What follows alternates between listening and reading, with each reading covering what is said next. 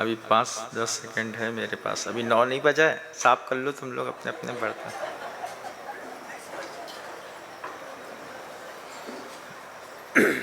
हो गया?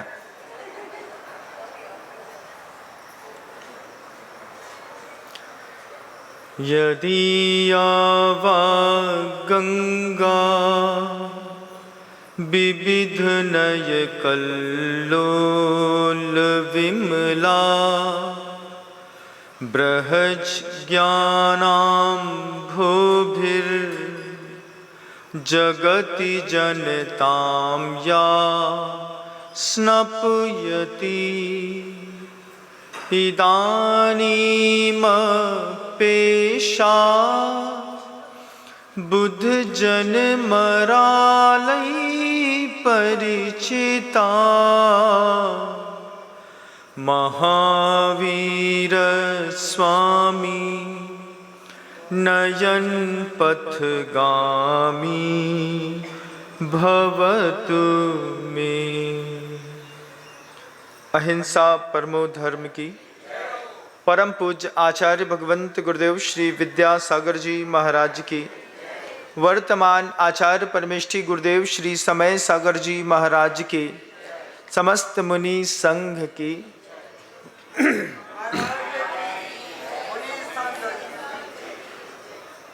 एक कथानक पिछले 2 दिनों से हमारे आपके बीच में प्रवाहमान है।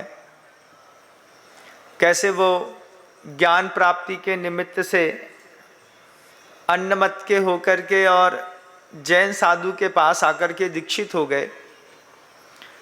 गुरुदेव ने उसको बारसाणुपेक्षा की एक पुस्तक दी और पुस्तक देकर के ज्ञान प्राप्ति की शुरुआत के लिए आचार्य किस तरीके से अपने शिष्य का माइंड सेट करते हैं, उसके लिए सबसे पहले आचार्य ने 15-17 महीने जप अनुष्ठान कराने के बाद उसके हाथ में अनुप्रेक्षा की एक पुस्तक दी और सिर्फ पुस्तक ही नहीं दी, उसको पुस्तक के साथ बैठ करके पढ़ाने के लिए उपक्रम भी किया। 12 अनुपेक्षाएं जैन शासन की एक ऐसी मां मानी गई है जिन अनुप्रेक्षाएं के माध्यम से हम अपने भविष्य का निर्माण करते हैं। आपने कभी महसूस किया हो, कोई भी घटना दुनिया में घट जाए, घटना कभी दुख नहीं देती। कोई भी घटना दुख नहीं देती, घटना की जानकारी दुख देती है। मेरे पीठ पीछे क्या घटना घट गई, इससे मुझे कोई दुख नहीं है, लेकिन एक दिन बाद अगर पता चले कि लोग आपके बारे में ऐसा कह रहे थे, किसी के बारे में भी होता है, तो सिर्फ जानकारी दुख का कारण बनती है। लोगों को जब गलत सूचनाएं प्रवाहित होती हैं, लोग जब किसी के बारे में गलत धारणा बनाते हैं, तो उस जानकारी से व्यक्ति का दिमाग खराब होता है। इधर तकलीफ होती है, क्या सोच करके? उनके सोचने का ढंग हमें दुखी कर गया। इसके कारण अंतर मन में तनाव पैदा होता है। उस तनाव से कौन मुक्त करेगा? उस मंत्री जो मुनि बन चुके हैं, उसके अंदर एक माइंड सेट है। क्या माइंड सेट है? कि मुझे यहां से ज्ञान प्राप्त करके वापस अपने राज्य संभालना है। उसको वापस माइंड सेट है कि मुझे मेरी पत्नी के पास जाना है। अब पहले से आपका कोई प्री माइंड सेट हो तो माइंड सेट होने पर वह निर्मल ज्ञान उपलब्ध नहीं होते। उस निर्मल ज्ञान की उपलब्धता के लिए आचार्य कहते हैं आर्द्र ध्यान और रौद्र ध्यान से जीव को मुक्त होना होता है। कोई भी निर्मल ज्ञान प्राप्त करना हो उसके लिए सबसे पहले रौद्र ध्यान से मुक्त होना होता है, और आदमी को रौद्र ध्यान में सुख मिलता है। जितने भी रौद्र ध्यान होते हैं वे संसार में सुख का निमित्त होते हैं। अब आचार्य महाराज देख रहे थे कि ये लेने तो ज्ञान आया है, लेकिन इसका माइंड पहले से सेट है, पहले से ये किसी चीज के प्रति पूर्वाग्रह ग्रस्त है, धारणा बना रहा है, और उसकी जानकारी से उसको फिर तकलीफ बढ़ती चली जाएगी। जब आप कहीं भी साधना के मार्ग में आगे आते हैं, साधना करते हुए आपको एक लंबा समय गुजर जाता है, गुजरने के बाद भी जब आपको यथेष्ट की प्राप्ति नहीं होती है तो आपको ऐसा लगता है कि मार्ग बेकार है, यहाँ से कुछ निकल नहीं रहा है। जबकि आचार्य कहते हैं तुम्हारा जो माइंड सेट है, इस सेटअप माइंड को उठाओ। आदमी माइंड सेट करके सोशल आइसोलेट हो जाता है। कई लोग सोशल विड्रॉल हो जाते हैं, अंग्रेजी के शब्द हैं, लेकिन कई बार लगता है कि कहीं जरूरी भी हो जाते हैं। सोशल विड्रॉल करने का मतलब अपने आप को समाज से खींच लेना या फिर आइसोलेशन में चले जाना, किसी से बात नहीं करना, मिलना नहीं, जुलना नहीं, कुछ बोलना नहीं। ये सारी की सारी चीज़ें जब आदमी का पहले से दिमाग कहीं पर स्थिर या सेट होता है तो फिर वो अपनी पूर्वाग्रह से ग्रस्त होने के कारण यथार्थ को समझ नहीं पाता। उस तकलीफ से निकालती है अनुप्रेक्षा। अनुप्रेक्षा जैन शासन की वे 12 भावनाएं हैं। आप उसको भावना कह सकते हैं, आप उसको चिंतन शैली कह सकते हैं, आप उसको अनुप्रेक्षा कह सकते हैं। 3 शब्द आचार्यों ने दिए हैं। आचार्य चाहते थे ये जो मंत्री मुनि बनकर के सामने बैठ गए हैं, बाहर की क्रियाओं में तो निश्चित रूप से वे शुद्ध और निर्मल हैं, लेकिन जिस उद्देश्य को लेकर के आए हैं उसकी प्राप्ति के लिए सबसे पहले इनको रौद्र ध्यान से मुक्त करना पड़ेगा। जब तक परिग्रह हमारा रहेगा, जब तक धन हमारा रहेगा, जब तक हमारे अंदर वासना रहेगी स्त्री संबंधी, तब तक वे निर्मल ज्ञान, चाहे वे अवधि ज्ञान हो, चाहे वे मन पर्य ज्ञान हो, ये तो छोड़िए, मति ज्ञान और शुद्ध ज्ञान भी निर्मलता को प्राप्त नहीं होते जब तक व्यक्ति अपने अंतर्मन में रौद्र ध्यान नहीं छोड़ता। ये बात आचार्य उस शिष्य को समझाना चाहते हैं। अनुप्रेक्षा की एक पुस्तक दी है, दे करके पहली अनुप्रेक्षा अनित्य अनुप्रेक्षा चिंतन के लिए आचार्य उसको विकल्प दे रहे हैं। संसार में आप अपने आप को नित्य मानते हैं। जब बगल वाला मर रहा होता है तो उसको देख करके कभी ऐसा भाव आता है कि हम भी मरेंगे? कभी आता है? नहीं आता है। एक आध दिन कभी चेस्ट पेन हो जाए बहुत तेज और अचानक पसीना छूटने लगे और प्राण संशय की स्थिति में दिखे, तब तो लगता है कि अपने भी दिन पूरे हो गए। लेकिन जैसे उस पीरियड से बाहर निकलते हैं फिर अपने आप को फुल फ्लैश मानते हैं। दुनिया में सब मरेंगे महाराज, हम क्यों मरेंगे? हम नित्य हैं, बाकी संसार अनित्य है।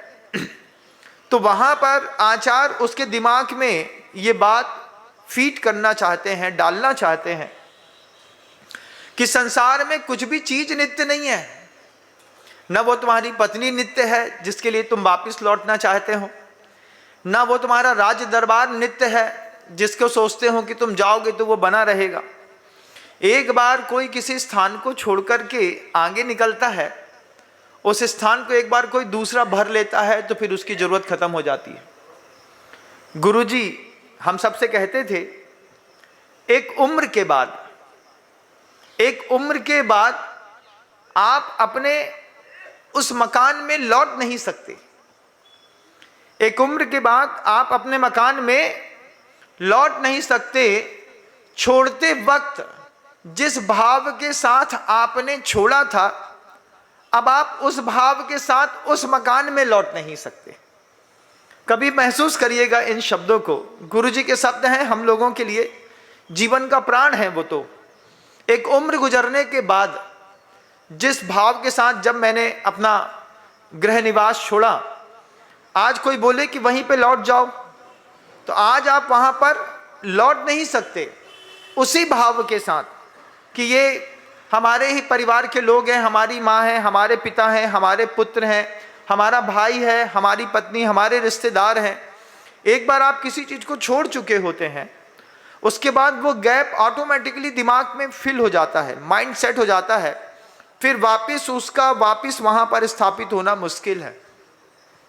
ये बात आचार्य महाराज उस मंत्री मुनि को बताना चाहते हैं कि संसार अनित्य है, उस अनित्य संसार में किसी की स्थिरता नहीं है। आप 12 भावना में पढ़ते होंगे, सूरज चांद छिपे निकले ऋतु फिर कर आवे, प्यारी आयु ऐसी बीते पता नहीं पावे, पर्वत पतित नदी सरिता जल बहकर नहीं रुकता, श्वास चलत ज्यों घटे काठ ज्यों आरे सो कटता। पढ़ा तो कई बार है, और ऐसा नहीं आप सबको तो माँ विद्वान है, याद भी है, लेकिन इसकी जरूरत कब पड़ती है? इसकी जरूरत पड़ती है तनाव कम करने के लिए। जब दिमाग में बहुत ज़्यादा तनाव हो, जब मन बिल्कुल बेचैन हो, जब अंदर बहुत तकलीफ या दुख पैदा हो रहा हो, उस वक्त साधु परमेष्ठी इसका प्रयोग करते हैं और इसी प्रयोग से उसको आनंद में रह पाते हैं। कोई घटना घट गई, उस घटना के पीछे भी साधु की एक भावना है, अनित्य है, आज घटी है कल नहीं होगी, कल इसका लेश मात्र भी जीवन में प्रभाव दिखाई नहीं देगा। तो जब किसी सुख का विकल्प आता है उस वक्त भी अनित्य है, कोई दुख आया तो भी अनित्य है, कोई परिस्थितियां बिगड़ी तो भी वो अनित्य है, प्रशंसा अनित्य है, निंदा वो भी अनित्य है, आज हो रही है कल नहीं होगी। और वैसे भी प्रशंसा और निंदा होने से कुछ घटता बढ़ता है नहीं। दिमाग का मेंटल फोबिया है, इसी चक्कर में आदमी पूरी जिंदगी घटता बढ़ता रहता है। और कई लोग जब नहीं समझते हैं इस अनित्य भावना को, तो इसी चक्कर में यहाँ पे धक्का लगता है और उनके नाम की खीर पूड़ी बढ़ जाती है। पूरी दुनिया बाजार में खा करके आती, उनके नाम की, बोले क्या हुआ, बोले फलाने कक्का की खीर पूड़ी बट रही थी तो हम खा करके चले आए।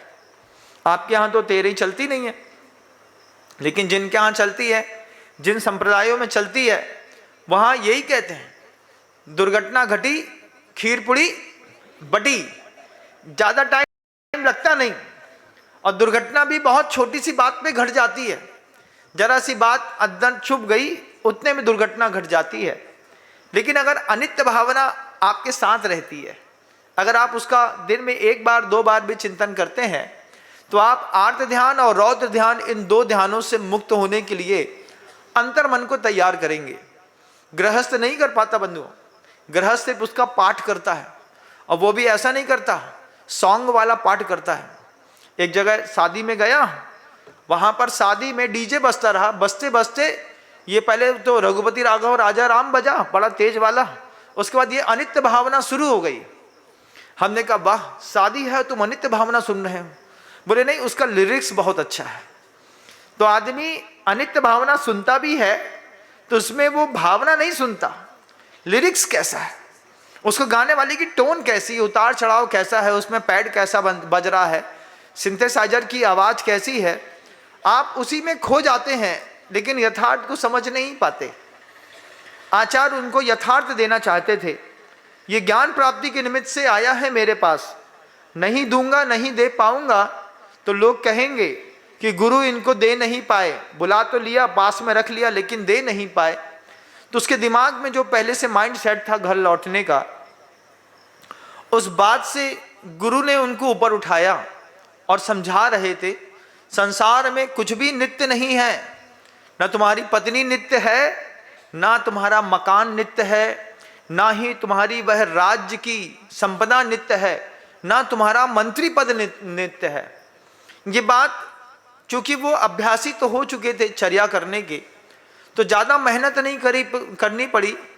उन मंत्री मुनि को ये बात समझ में आई कि संसार अनित्य है, कुछ भी चीज़ स्थिरता नहीं है। ये बात आप भी अपने दिमाग में डाल लीजिए। कोई भी घटना नित्य नहीं होती, एक जैसे परिणाम, एक जैसे कसाई स्थान प्रत्येक समय बने नहीं रह सकते। उस घटना से आदमी बच सकता है, बच करके इधर से इधर निकल सकता है। चींटी के सामने पानी डाल दो तो चींटी क्या अपना रास्ता बदल देती है? नहीं, आप पानी का पूरा एरिया छोड़ करके बगल से निकलती है। दुनिया में सबसे ज्यादा टारगेटेड पॉइंट पर अगर कोई चलता है तो चींटी।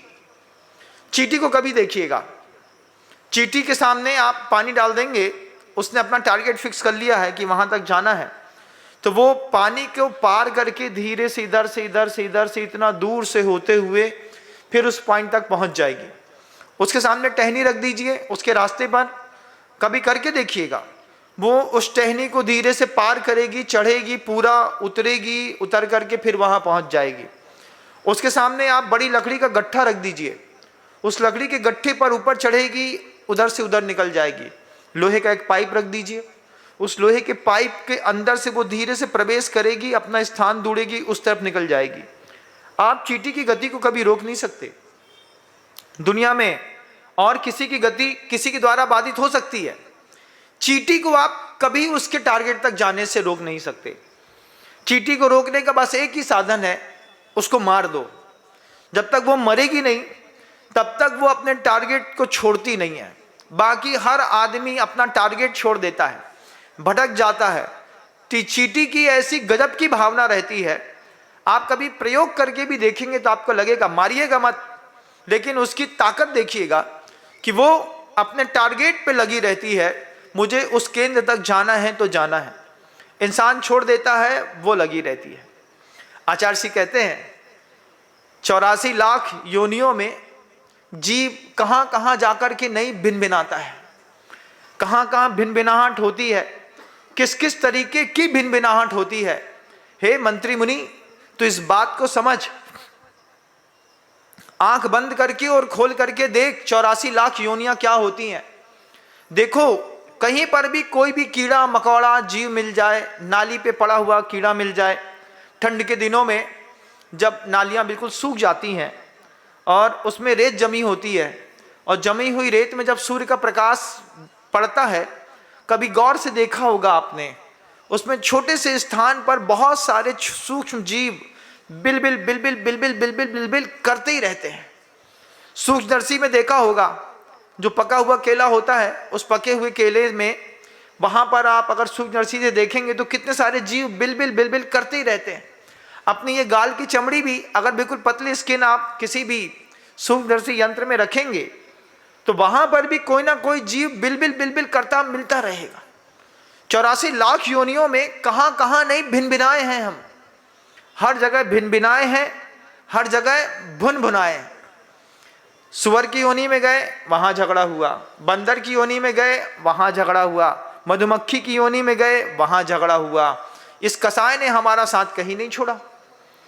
आचार्य उस मंत्री गुप्त मुनि को समझाना चाहते हैं, सोचो, क्रोध मान माया लोभ में से किसी एक कसाय का उदय हर योनि में रहा है। हर योनि में हमारी ताकतवर लोगों से हमारे झगड़े अवश्य हुए हैं। इससे अपने आप को ऊपर उठाओ। जब तक माइंड दिमाग को शांत नहीं करेंगे, क्या उसको अवधि ज्ञान धर पाएंगे? क्या मन पर ज्ञान उसके पास धर पाएंगे? आदिनाथ भगवान को इस स्थिरता को प्राप्त करने में कितना 1000 साल लग गए। 1000 साल तीर्थंकर की सत्ताधारी जीव को उस ज्ञान को पैदा करने में 1000 साल लग गया। बाहुबली भगवान 1 वर्ष तक एक स्थान पर खड़े रहे। ऐसे कितने मुनि हैं जिन्होंने कितने वर्षों का योग निरोध करने की कोशिश करी, ध्यान को प्राप्त करने की कोशिश करी, लेकिन उस ज्ञान की स्थिरता नहीं बनी। उस ज्ञान की स्थिरता का पहला चरण आगम ग्रंथ कभी भी उठाते हैं ना, कुछ भी उठा करके पढ़ने लगते हैं। आचार्य ने सबसे पहले अनुप्रेक्षा दी हाथ में।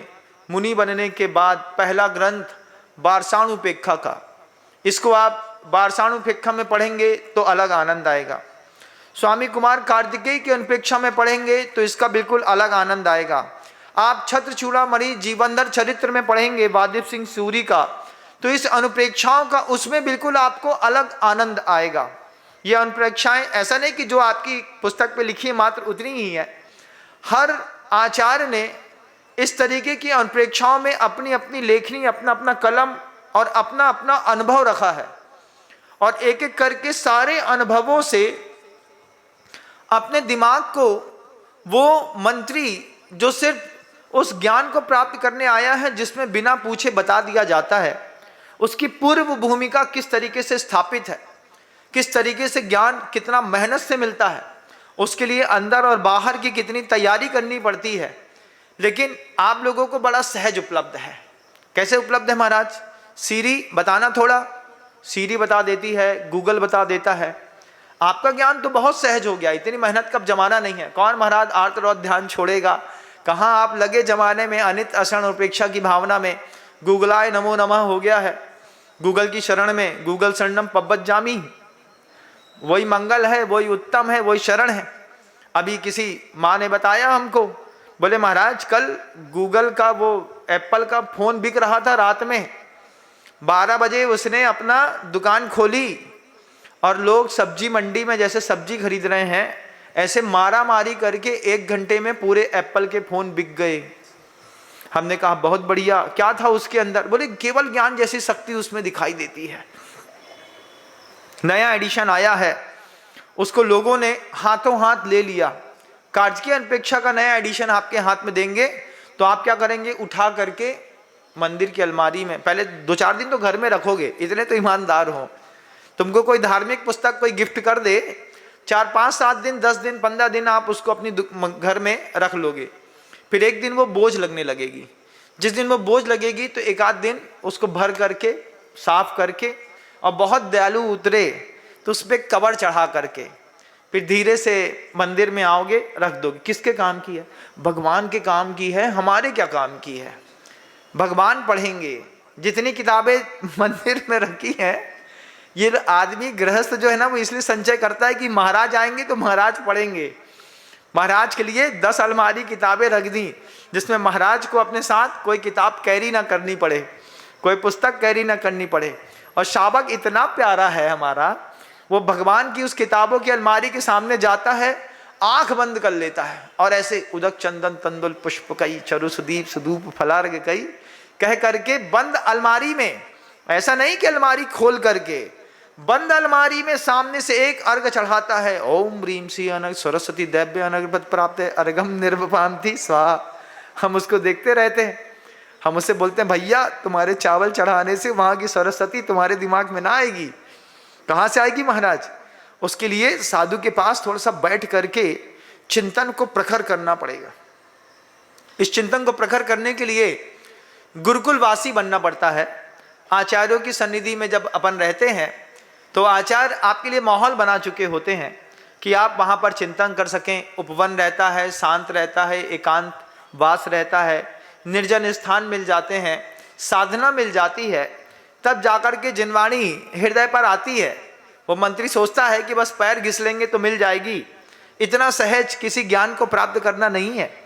उस ज्ञान को प्राप्त करने की पहली सीढ़ी है, दिमाग अंदर से तय करना पड़ता है कि ये अनित्य है, संसार अनित्य है। 84 लाख योनियों में कितना कहाँ कहाँ भिन्न भिन्न हुआ है। बैठ करके एक बार चिंतन करो, चिंतन करो। चिंतन करने से कसाय स्थान मद्दे पड़ेंगे। जब कसाय स्थान मद्दा पड़ेगा, कल जैसी कसाय आज नहीं है और आज जैसी कसाय कल नहीं रहेगी, ये बात तय मानिएगा। गृहस्थ खींच लेकर जाता है, कई बार अनंतानुबंधी का बंद करता है ना, 6 महीने से ज्यादा एक जैसे कसाय स्थान पर जीता है और अपनी कसाय को लगातार फूंकता रहता है। क्यों? कल जैसी हुई थी उसकी धार कहीं कम ना हो जाए। धार कम होगी तो हमारी धार कम हो जाएगी। साधु उसी धार पर पानी डाल देता है, भैया ज्यादा देर इसके साथ हो ना पाएगा हमारा, क्योंकि अनित्य भावना आज है कल नहीं रहेगा। अशरण भावना दूसरी भावना है। अनित्या संसार एकत्व नित्या सुच्चाश्रव संबर निर्जरा लोक बोधि दुर्लभ धर्म स्वाख्या तत्वानुचिंतन मनुप्रेक्षा। तत्व सूत्र में ये 12 प्रकार की भावनाओं का एक दिग्दर्शन कराया गया है। जरूरी नहीं है कि धबला, जय धबला, महाबंद पढ़ेंगे, हम गोमटसार कर्मकांड पढ़ेंगे तभी कर्मकांडी माने जाएंगे। आचार्य कहते हैं ये अनुप्रेक्षा भी भवीय जनानंद जननीयो, विशेषण लिखा है गुरुदेव ने। जो भव्य होता है और भव्य होने के बाद जो वास्तव में मुक्ति कांक्षी होता है, उसी के हृदय में ये आनंद पैदा करती है। और नहीं तो दूसरा कोई गाना लगा दे तो अभी आनंद आ जाएगा, रौद्र ध्यान का कोई स्वरूप अगर आपको दिखा दे तो आनंद आ जाएगा। अनुप्रेक्षा में आनंद सिर्फ इसलिए नहीं है कि भवी जनानंद जननी हो, सिर्फ भव्य जनों के हृदय में ये अनुप्रेक्षाएं आनंद पैदा करती हैं। आचार्य एक प्रशस्त निमित्त बनकर के सामने उस मंत्री मुनि को समझाना चाह रहे हैं कि तुम सबसे पहले अनित्य भावना को समझो। कुछ भी चीज संसार में स्थिर नहीं है, न तुम्हारा राज्य, न शासन, न कोई चीज। सुन करके लगातार वो मंत्री समय के काल में उस अनित्य भावना का चिंतन करते करते जो मोह का चढ़ा हुआ पानी था वो धीरे धीरे करके उतरने लगा। थोड़ा थोड़ा जैसे जैसे उसका मोह का पानी उतर रहा था, आचार्य को दिखाई दे रहा था कि इसका जो शुरुआत के दिनों में ताव था, ये ताव कम हो गया है। आचार्य उसको धीरे से, जब अशरण भावना के बारे में कहते हैं, मणि मंत्र तंत्र बहु होई, मरते न बचावे कोई। महाराज बचाता तो है मंत्र तंत्र, जब तक आयु कर्म के निषेध शेष है तब तक तो संयोजना बन जाएगी, लेकिन अगर आयु कर्म ही क्षय हो गया तो फिर कोई बचाने वाला नहीं है। जब इस अशरण भावना को उस मंत्री मुनि के सामने गुरुदेव रख रहे थे, वो कल तक सोचता था कि हम बहुत बड़ा काम करेंगे, आज वो सोचता है बची कितनी है, कितनी बची। वो भी सोचता था 50-55 साल का तो मैं हो गया, अब इसके बाद कितनी बची, और जितनी बची उसमें से भी कितनी बची, क्योंकि बची में से भी बची देखना पड़ता है। मान लीजिए 30 साल की आयु बची तो 15 साल तो तुम्हारे बड़ा वाला खर्राटा चलता है, सीधा सोता है चित्त आदमी, छाती पे हाथ धर लेता है और फिर ऐसा ट्रैक्टर चलाता है, बगल वाला बोलता है त्राहिमाम त्राहिमाम त्राहिमाम। और ऐसा ट्रैक्टर एक आध बार चले तो ठीक है, दिन में 2 बार चल जाए, 3 बार चल जाए तो फिर बड़ा कठिन है। एक बार दोपहर में ट्रैक्टर चल गया किसी का, आचार्य सिंह समाहिक में बैठे थे, किसी का ट्रैक्टर चल गया। आचार्य सिंह उठे, समाहिक के बाद उठ के बोलते हैं, भैया कौन खेती कर रहा है दोपहर में? बोले महाराज हो नहीं रहा है, खेती अपने आप हो रही है। बोले अपने आप इतनी गहरी खेती हो रही है? आचार्य सिंह बहुत हंसे, बोले कौन, किसकी खेती हो रही है, किसके खेत में ट्रैक्टर चल रहा है? तो कोई अब क्यों बोलेगा, हम लोग तो बड़े शातिर हैं, क्योंकि संगठन बड़ी चीज होती है। आचार्य एक, मुनि अनेक, तो हम लोगों का संगठन ज्यादा था। हम लोगों ने बिल्कुल नहीं बताया कि किसके मुंह का ट्रैक्टर चल रहा है। हम कहे काहे को सामने वाला साधर्मी पिटे, ऐसा होता ही है, जिसका संगठन होता है वो अपनी चलाता है। आचार्य सिंह जी संघ में एक हो गए और बाकी संघ मुनि मुनि मुनि मुनि एक तरफ हो गए। अब गुरु जी ने पूछा किसका ट्रैक्टर चल रहा है? हम तो वहां है ही नहीं, हमको पता नहीं। आचार्य सिंह आवाज आ रही क्या? ऐसा आचार्य सिंह बोलते बहुत चतुरे हो तुम लोग, अब क्यों बोले, कैसे बोले? आचार्य खुद पकड़ लें तो बात अलग है, हम काहे को बोले, क्यों बताएं? आचार्य सिंह इतने, गुरुदेव इतने प्यारे थे कि वे तुरंत मुस्कुराए और मुस्कुरा करके अपने निर्वक्त होने के लिए चले गए। लौट करके आने से पहले ट्रैक्टर वाले को हम लोगों ने गायब कर दिया। हमने कहा तू तो निकल ले यहाँ से, नहीं तो अगर तू ट्रैक्टर के स्थान पे, क्योंकि आचार्य सिंह ने वॉइस को जब आती है ना, तो कान की एक शक्ति होती है, वो उसका डिस्टेंस एरिया पकड़ लेती है कि इधर से आवाज आ रही है, 30 नंबर के कमरे से आ रही है, 4 नंबर के कमरे से आ रही है, कहाँ से आ रही है। तो ऐसा लगा कि कहीं ऐसा ना हो कि गुरुदेव जो है निर्वक्त होकर के आए और सीधे उस कमरे में जा कर के देखें। वैसे ही हुआ, आचार्य से उस कमरे में गए, उधर कोई नहीं था, बोले आवाज तो यहीं से आ रही थी। तो फिर आचार्य जी का माइंड डाइवर्ट किया। आचार्य जी ये एक थोड़ा सा विकल्प था। हाँ चलो बताओ, चलो बताओ। मैं आचार्य जी इधर से उधर हो गए। ऐसा लगता है कि घर के पिता कोई बात भूल जाते हैं, लेकिन पिता कोई बात भूलते नहीं हैं। बाद में ये बात समझ में आई, लेकिन लगा उस वक्त कि चलो बचे तो सही। फिर उसकी तो दिन भर उसके ट्रैक्टर की पेपर होते रहे, भैया तुम्हारे ट्रैक्टर के लिए आचार्य जी पूछ रहे थे। ऐसे घर में होता है कि जो उम्र बची है उसमें से जब निद्रा हावी होती है तो ज्ञान का क्षेत्रफल तो पूरा नष्ट ही हो जाता है।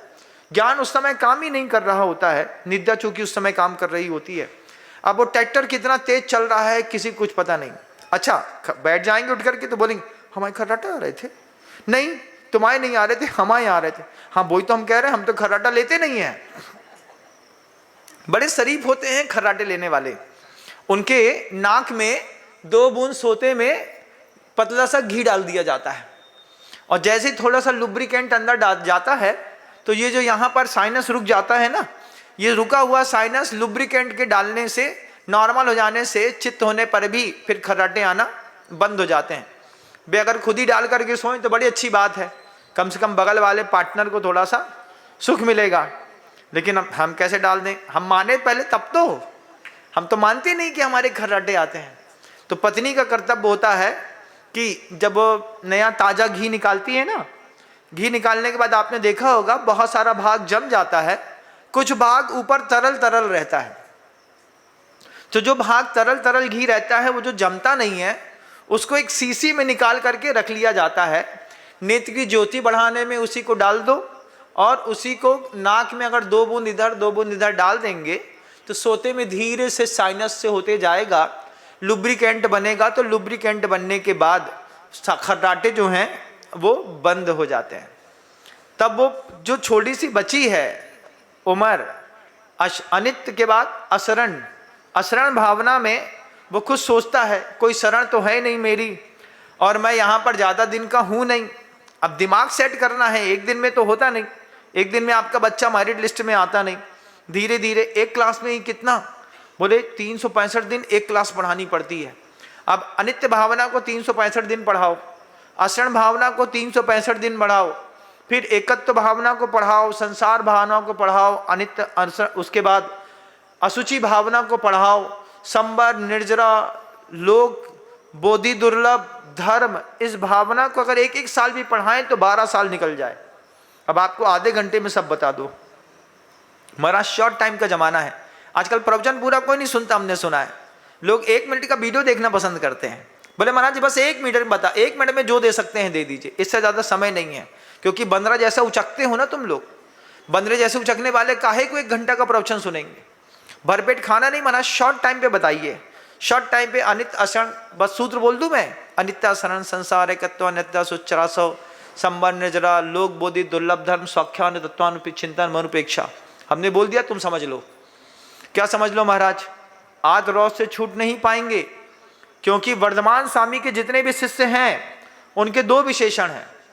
एक तो ये जड़ बुद्धि वाले हैं, दूसरा वक्र बुद्धि वाले हैं, और तीसरा एक और वीरसेन स्वामी कहते हैं विस्तार रुचि वाले शिष्य हैं।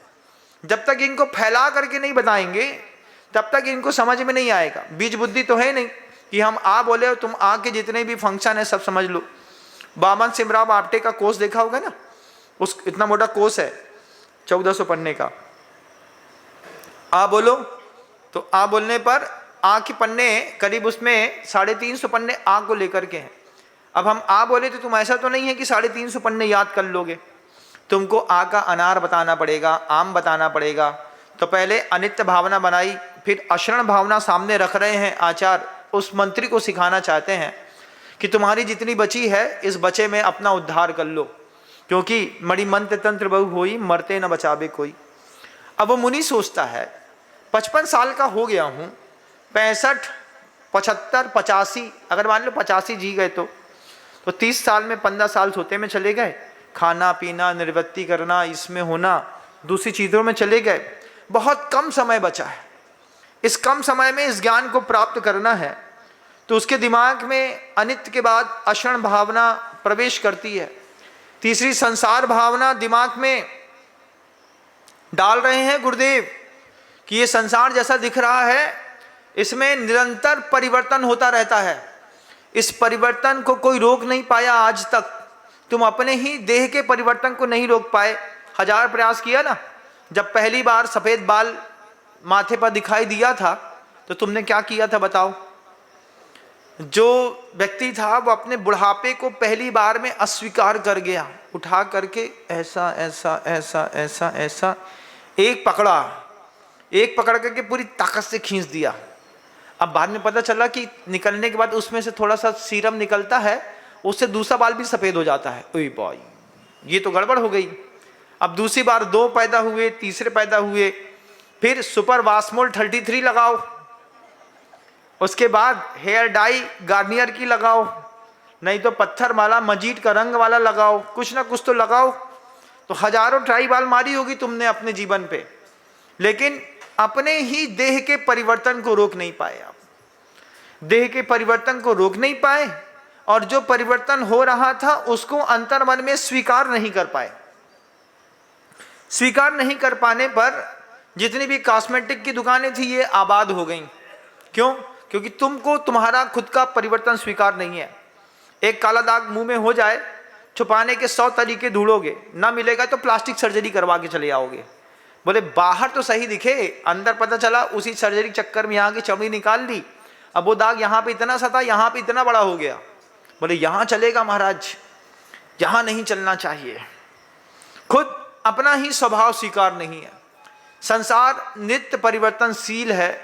ये मात्र मंत्री को नहीं समझाया जा रहा है, आप लोगों को भी समझाया जा रहा है। उपदेश कथानक उस मंत्री की विजय यात्रा नहीं है, वो आपकी विजय यात्रा है। इसमें आपको भी सीखना है। महाराज उपदेश दे रहे हैं, उस मंत्री को दे रहे होंगे, मंत्री की कहानी सुनाएंगे, कहानी सुनाने से मंत्री का भला होगा नहीं महाराज का भला होगा, न मंत्री का होगा ना महाराज का होगा।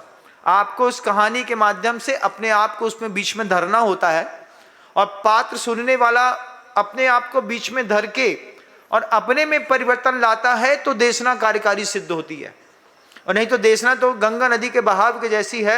1 घंटा बह लो, बहना हो तो समरना है तो समर लो, सोना है तो सो लो, और समझना है तो समझ लो, और नहीं समझना है तो गंगा का पानी तो आगे बह ही गया है, यहाँ से छूट रहा है, शाम होते होते पूरे देश पे फैल जाएगा गंगा का पानी। हमारे घर से निकली थी गंगा, हो गंगोत्री से निकली थी, तुम नहा नहीं पाए और सामने वाला उसी में नहा करके कहीं का कहीं पहुंच गया। आप भी समझिएगा, आप सबके लिए कहना चाहता हूं कि संसार में आप परिवर्तन को रोक नहीं सकते। परिवर्तन अवश्यम भावी है। आप किसी भी चीज से चिपके रहेंगे, मैं मेरा एद महम मम एदम अहमिदी अहकम चकम मनोकम्बम। जब आप किसी भी चीज से चिपके रहेंगे, चिपकना आपको नियम से दुख देगा। साधु जीवन की इसी बात की बड़ी खूबसूरती है कि किसी भी गांव में जाओ, किसी भी शहर में जाओ, किसी भी नगर में जाओ, सौदे पटे तो भी कुछ दिन रुकना है और ना पटे तो भी कुछ ही दिन रुकना है। तुम्हारी तो मजबूरी है। एक मकान बना लिया, अब एक बार बना लिया पूरा पैसा दे करके, अब मकान सीधा बना, उल्टा बना, गलत बना, सलत बना, जैसा भी बना, रहना आपको उसी मकान में है। कब तक? यावन निर्वाण संप्राप्ति महाराज।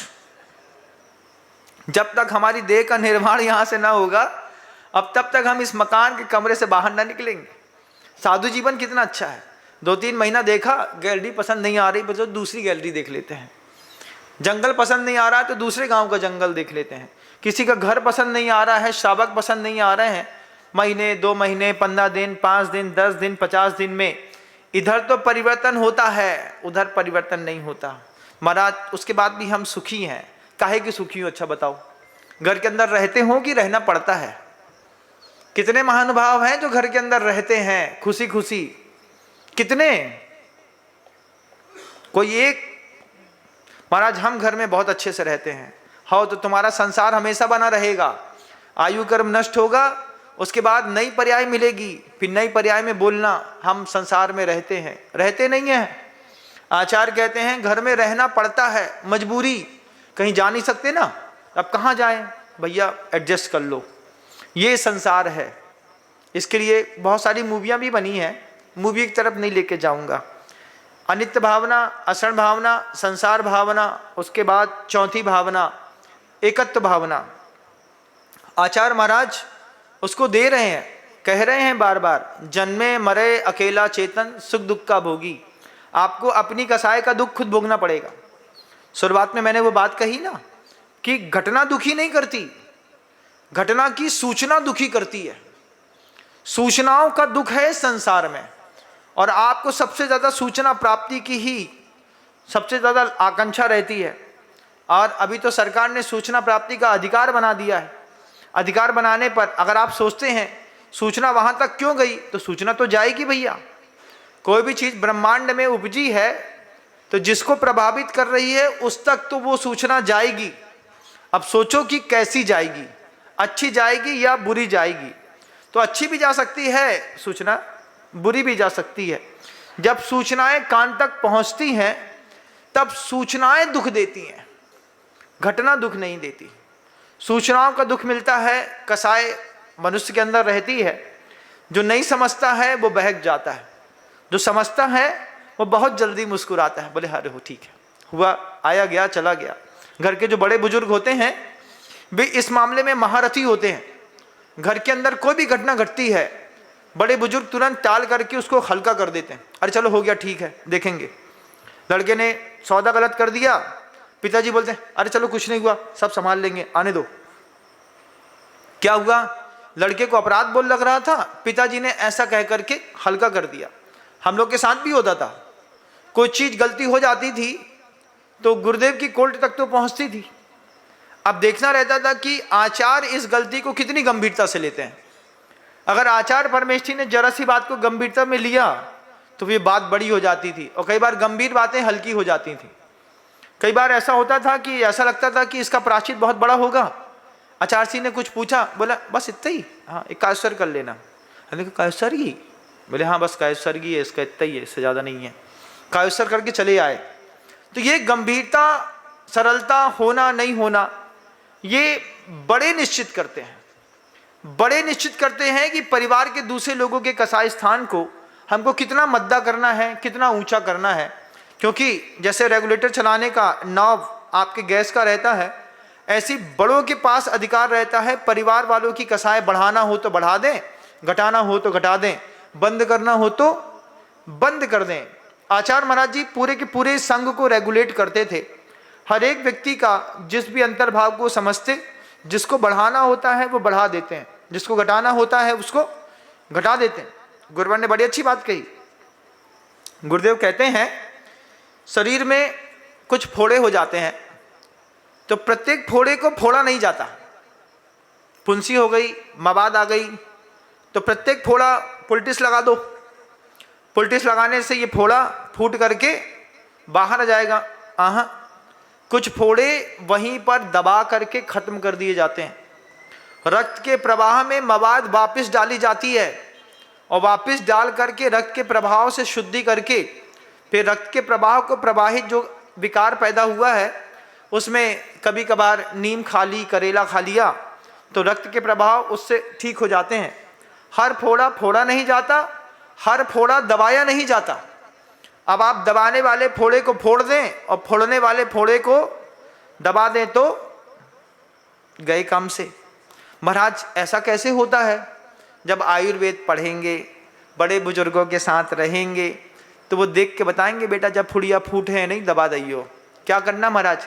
थोड़ी काली मिर्च को घिस करके रख देनी है और उसी में थोड़ी सी तालाब की गीली मिट्टी ठंडी वाली लगा देनी है। रात भर में साफ वहीं पर बैठ जाएगा।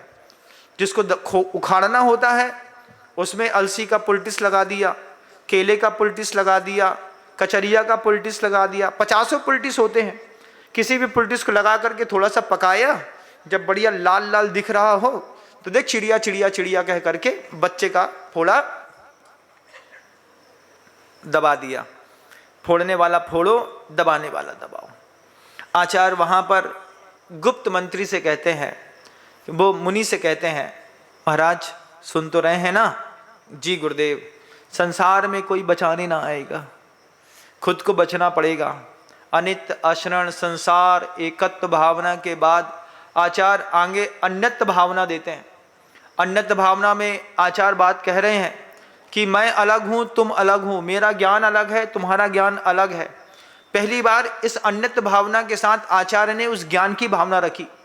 ज्ञान की भावना रखते हुए कहते हैं, तुम सोच रहे हो कि मेरा ज्ञान तुम्हारे अंदर आ जाएगा, तुम गलत फहमी में हो, तुमको अपना ज्ञान खुद पैदा करना पड़ेगा। इतनी अनुप्रेक्षाओं का एकमात्र उद्देश्य था कि ये जो मंत्री मुनि बन गया है, लेकिन अंदर ही अंदर अभी भी रौद्र ध्यान कर रहा है, आर्द्र ध्यान नहीं कर रहा है, रौद्र ध्यान कर रहा है। उसको परिग्रह संचित करने का जो भाव सुख दिखाई दे रहा है कि इस ज्ञान के माध्यम से मैं धन संचय कर लूँगा, अपना यश संचय कर लूँगा। आचार्य देख रहे थे कि रौद्र ध्यान कर रहा है, इस रौद्र ध्यान को इस अन्यत्व भावना से सिखाना पड़ेगा। सिखाते हुए कहते हैं, गुरुदेव मेरा ज्ञान तुम्हारे अंदर नहीं आएगा, तुमको अपने ज्ञान का क्षमता खुद बढ़ाना पड़ेगा। कैसे बढ़ाना पड़ेगा? शुरुआत तो ये कर दी है पढ़ाने की, अभी तक तो माला दी थी, माला के बाद अब ये पढ़ना शुरू किया है। पढ़ते पढ़ते पढ़ते वो धीरे धीरे अन्यत्व भावना पे आया। आचार्य ने उसको कहा, आपको अपना उद्धार खुद करना है, ना परिवार वालों का कर पाओगे, ना किसी और का कर पाओगे। फिर आचार्य कारिका देते हैं, वो कारिका ग्रंथों में भी लिखी है, उत्तमम स्वात्म चिंता स्यात् देह चिंता च मध्यमा अधमा काम चिंता स्यात् पर चिंता धमाधमा। अधम से अधम है निश्चय में आकर के दूसरे की चिंता करना, साधु बनने के बाद दूसरे की चिंता करना। व्यवहार में तो शक्य है, लेकिन व्यवहार में डूब मत जाना। आचार्य जी कहते हैं, बगल वाले की साधर्मी है चिंता करो, लेकिन उसमें डूब मत जाओ, तुमको सुधार के रहेंगे, ना हो पाएगा। वो अपना सुधार करने के लिए खुद सक्षम है। इस गति में ना सुधरेगा तो अगली गति में सुधरेगा, अगली पर्याय में ना सुधरेगा तो और अगली पर्याय में सुधरेगा। आचार्य भगवान कितनी बार समझाते थे। मारीची को समझा रहे हैं आदिनाथ, मारीची आदिनाथ भगवान से नहीं मान रहा। मारीची मारीची नहीं है, सूर्य की किरण का नाम मारीची होती है। वो मरीची आदिनाथ भगवान के उपदेश सुनकर के नहीं मान रहा। सिंह की पर्याय में दो रिद्धिधारी मुनिराज मिल गए, उसकी जरा सी बात उसको समझ में आ गई। पहले क्या था, मैं आदिनाथ का वंशज हूं, मेरा तो जो मैं करूंगा वही सही होगा, तो उसको आदिनाथ का गर्व था। मद में आने के बाद कारण जो है, आदिनाथ प्रभु की बात समझ में नहीं आ रही। इधर पर जब संसार में सब छूट गया, अपना पेट खुद पालो, खुद रहो, खुद जंगल में राज स्थापित करो, खुद जियो खुद मरो, तब दो मुनिराज दिखे और सिंह की पर्याय में समझ में आ गया, सत्य की प्राप्ति हो गई। वे तीर्थंकर वर्धमान बन के हमारे आपके बीच में आकर के स्थापित हो गए। आज उन्हीं की यदि या वाग गंगा विविध नय कल्लोल विमला, मंगलाचरण में उन्हीं की वाग गंगा बताई जा रही है। वही सिंह जो कभी हिरण फाड़ रहा था, आज उसके नाम पर हम पढ़ रहे हैं, महावीर स्वामी नयन पथगामी भवतु में। हे भगवान वर्धमान स्वामी, आप मेरे नयन पथ में हो, मेरे दर्शन में आइए, मेरे ज्ञान में आइए। हे वर्धमान स्वामी, आप मेरे चारित्र में आइए। बृहज ज्ञानाम भोभिर जगत जनताम या स्नतपियति। आचार्य कह रहे हैं, वो ज्ञान की जो गंगा आपने बहाई, शेर ने नहीं, महावीर भगवान ने। पर्याय बदलती है, परिणाम बदलते हैं। परिणाम की विशुद्धि स्थान भी बदलते हैं, अशुद्धि स्थान भी बदलते हैं। यही अनित्य है, यही अक्षरण है, यही एकत्व है। ये बात अगर अंदर बैठ जाए, घर के अंदर जाओ, थाली मिले, मन का ना मिले, गुस्सा नहीं आता। क्यों नहीं आता? अरे है ही कितनी देर की, थोड़ी देर की तो है ही। आगम सागर जी महाराज श्री जी थे, तो आप लोगों को उन्होंने कहानी सुनाई होगी, बहुत गई थोड़ी रही, थोड़ी भी अब जात, काहे नटनी तूर उठत है, फल मिलने की बात। उनके मुख का ये बड़ा प्रासंगिक और मार्मिक उद्बोधन हमेशा रहा है। और जब भी मैंने कहा है तो उनका नाम लेकर के कहा है, नहीं तो लोग बोले महाराज जी आपने बड़ी अच्छी कहानी सुनाई। हमने नहीं सुनाई, वो वही सुनाते थे। राजा का पुत्र था, एक राजा की पुत्री थी, एक नटनी थी और एक राजा थे। तो राजा बैठे हैं राजमहल में, राजपुत्र सोच रहा है ये बाप गद्दी नहीं दे रहा, इसका वध कर देता हूँ। राजपुत्री सोच रही है पिता मेरी शादी नहीं कर रहे हैं, सेनापति के साथ भाग जाती हूँ। नटनी नाच रही है, नाचते नाचते पूरी रात निकल गई। रात निकलने पर भी राजा खुश नहीं हुआ। नटिनी सोच रही है इतनी देर से नाच रही हूं, एक आध मोती का हीरे का हार टूटेगा, जमीन में फेंकेगा, लूंगी, दुआ सलाम ठोकूंगी, चलती बनूंगी। पूरी रात निकल गई। नटनी का पैर थकने लगा तो वाद्य बजाने वाला फिर बोलता है, बहुत गई थोड़ी रही थोड़ी भी अब जात, काहे नटनी तूर उठत है फल मिलने की बात। ये बात तीनों सुन रहे हैं। राजा भी सुन रहा है, राजपुत्र भी सुन रहा है, राजपुत्री भी सुन रही है, वो नटनी भी सुन रही है।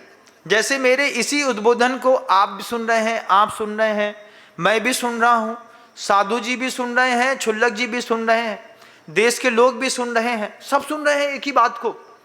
एक ही बात के जितने दिमाग हैं उतने अर्थ निकल रहे हैं। किसी को वैराग्य बढ़ रहा है, किसी को कसाय बढ़ सकती है, कुछ भी हो सकता है। अब वो एक ही बात को सब सुन रहे थे, राजा भी सुन रहा था, सब सुन रहे थे। बहुत गई थोड़ी रही, वो बजाने वाला अपनी नटनी से कह रहा है, ताता थैया ताता थैया ताता थैया करते करते कह रहा है, बहुत गई थोड़ी रही थोड़ी भी अब जात, काहे नटनी तूर उठत है फल मिलने की बात। पूरी रात तो गुजर गई, सुबह होने वाली है। सुबह होने वाले में ये राजा सो जाएगा। सोने से पहले तो निश्चित उपहार देगा, नहीं तो थोड़ी देर और नाच लेते हैं, देखते हैं क्या मिलता है। राजा के पुत्र ने सुना तो राजा का पुत्र राजा का चेहरा देखता है। चेहरे देखकर सोचता है सही कह रहा है ये बजाने वाला कि इसकी वैसे भी 75 साल की उम्र तो हो ही गई है, 2-5 साल और जिएंगे, 2-5 साल के चक्कर में इसका वध करूंगा तो पितृ हत्या का दोष लगेगा, छोड़ देता हूं। तो राजपुत्र ने हिंसा करना छोड़ दिया। वहां पर राजपुत्री सोचती है बिल्कुल सही कह रहे हैं, 75 साल के पिताजी हो ही गए हैं, 1-2 साल में इनका सिंहासन चला जाएगा, उसके बाद ये वैसे भी अधिकारी नहीं रह जाएंगे, 2 साल 3 साल का और सब्र करती हूं। तो राजपुत्री ने भगना छोड़ दिया। राजा सुन रहा था, राजा की भी चेतना जागृत हुई। राजा कहता है, अरे मेरी इतनी उम्र हो गई, मैंने राजपुत्र को अभी तक गद्दी नहीं दी, अभी तक राजपुत्री को विवाह नहीं किया, इस दासी को अभी तक मैंने हार नहीं दिया, मैं अभी भी सिंहासन पर बैठा हुआ तमाशा देख रहा हूं। कुछ लोग हैं ना 75, 80, 82, 84 साल की उम्र के लोग, पहले भी कही है मैंने कितनी बार बात, अभी भी वे राजगद्दी में गद्दी नसीन है। अभी भी कुछ पूछो तो बब्बा जब तक ना बोले तब तक काम ना हुई है। घर के अंदर ऐसे ही था, बब्बा से पूछे बिना कोई काम हो जाए तो बब्बा दे दमादम दे दमादम दे दमादम। फिर मम्मी कहती थी बार बार, पूछ ली होती बब्बा से, पापा से पूछ लेते, तब पापा से बोलो, बब्बा से बोलो, बहुत गई थोड़ी रही थोड़ी भी अब जात। बोलो दादा से बोलना, अच्छा 85 साल के 75 साल के 78 साल के बब्बा मिलेंगे ना घर में, उनसे बोलना बब्बा महाराज कह रहे थे बहुत गई थोड़ी रही थोड़ी भी अब जात, काहे नटनी तूर उठत है फल मिलने की बात। अब उस राजा को समझ में आ गई।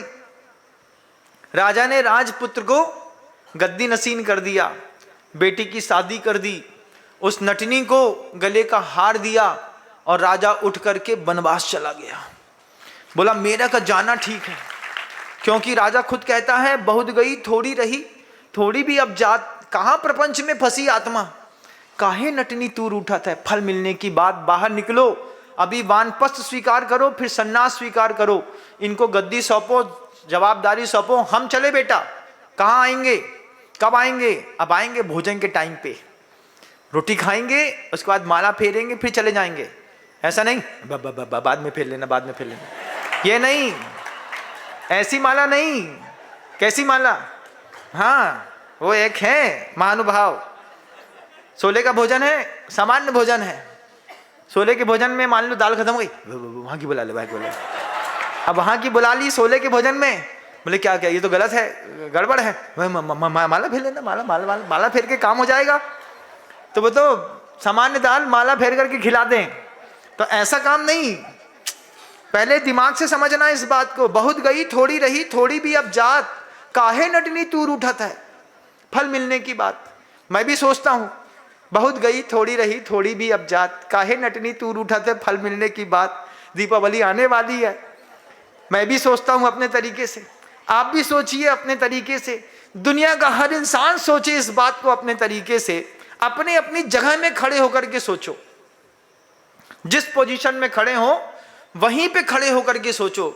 बहुत गई थोड़ी रही थोड़ी भी अब जात, काहे नटनी तू रूठत है। छोटा सा बच्चा भी सोचे, जब पिता कुछ ना दे रहे हो, ना मिल रहा हो मन का, बच्चा भी सोचता है बहुत गई थोड़ी रही थोड़ी भी अब जात। अब सुबह से शाम हो गई, मांगते मांगते रात होने से पहले तो मिल ही जाएगी, ना मिलेगी कोई चीज तो कल मिल जाएगी, नहीं तो दूसरी जगह से निकाल लेंगे। ये ऐसा संवाद है कि ये एकत्र अन्नत भावना के साथ अपना खुद का आत्मबल बढ़ाता है। इस आत्मबल को बढ़ने के बाद आदमी अपने आप में फ्रेश महसूस करता है।